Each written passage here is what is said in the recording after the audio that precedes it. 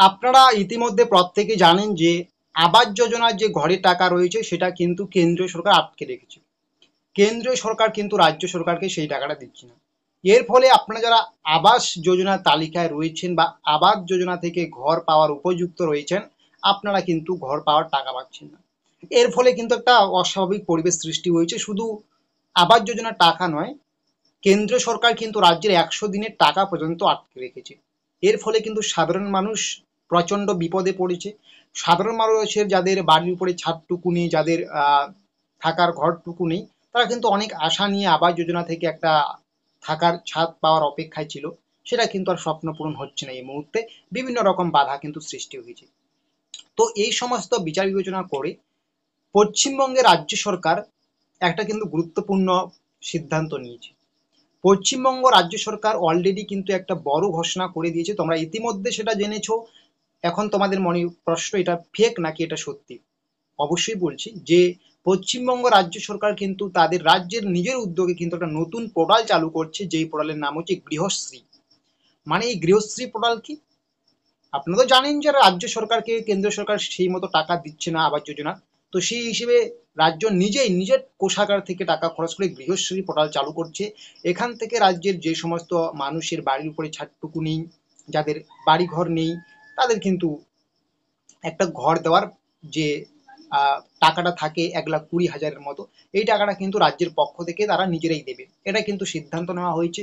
এবং রাজ্যের মুখ্যমন্ত্রী মমতা বন্দ্যোপাধ্যায় কিন্তু বলে দিয়েছে গৃহশ্রী প্রকল্পের যে টাকা সেটা কিন্তু চলতি বছরেই ডিসেম্বর মাসের প্রথম দিক থেকেই কিন্তু প্রায় দেওয়া শুরু হয়ে যাবে। আপনাদের অবশ্যই গৃহশ্রী প্রকল্পে কিন্তু নামটা তুলতে হবে। এটা কিন্তু অবশ্যই রাজ্য সরকারের পক্ষ থেকে কিন্তু আপনাদের প্রত্যেককে জানানো হয়েছে। তো এখন অনেকেই আপনারা জিজ্ঞাসা করছেন, তাহলে কি এটা সত্যি নাকি এটা কোনো ফেক রয়েছে? এটা তো অবশ্যই একটা জিজ্ঞাসা প্রশ্ন থাকে, তাই না? তো আমি আপনাদের বলবো, এই যে গৃহশ্রী যে প্রকল্পটা রয়েছে, এটা যে রাজ্য সরকারের যে পোর্টাল চালু করার একটা যে আপডেট উঠে আসলো, এটা কোনো ফেক নয়। এটা কিন্তু সত্যি সত্যি আপনাদের কিন্তু গৃহশ্রী প্রকল্প চালু হয়ে যাচ্ছে।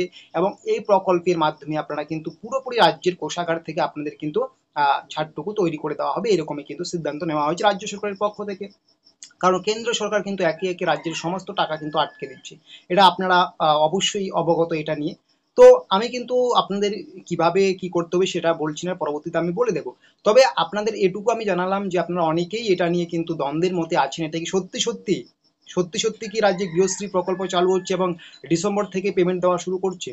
হ্যাঁ, এটা অবশ্যই সত্যি, এটা কোনো মিথ্যে নয়। এটা কিন্তু রাজ্যের প্রশাসনিক থেকে কিন্তু একটা সিদ্ধান্ত নেওয়ার একটা কিন্তু পরিকল্পনা আছে, বা অলরেডি এটা হয়ে গেছে পরিকল্পনা। এটা কিন্তু গৃহশ্রী প্রকল্প খুব তাড়াতাড়ি চালু হচ্ছে। সবচেয়ে বড় কথা হচ্ছে আপনাদের কিন্তু গৃহশ্রী প্রকল্পের নথিভুক্ত করতে হবে নামটা, ঠিক আছে?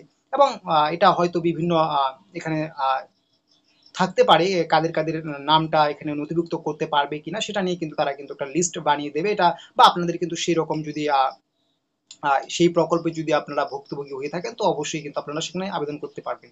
এরকম না তো আপনার বাড়িতে যে অনেক বড় ছাদ রয়েছে এরকম রয়েছে, সে তারা তো পারবে না, তাই না? তো আপনি যদি এই প্রকল্পের সুবিধাভোগী হয়ে থাকেন তবে আবেদন করতে পারবেন, এবং আপনারা কিন্তু এখান থেকে কিন্তু যে টাকাটা দেওয়া হয় সেটা কিন্তু পেয়ে যাবেন।